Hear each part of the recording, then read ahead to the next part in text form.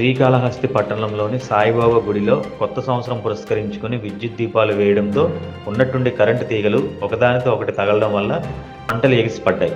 దీపాల అలంకరణ చేస్తున్న వ్యక్తి ఉన్నట్టుండి కింద పడిపోయారు.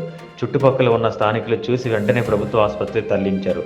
హుటాహుటిన విద్యుత్ అధికారులు సంఘటనా స్థలానికి చేరుకొని మంటలను అదుపు చేసే కార్యక్రమాలను చేపట్టారు. చుట్టుపక్కల ఉన్న దుకాణదారులందరూ కూడా ఈ సంఘటన చూసి భయభ్రాంతులకు గురయ్యారు.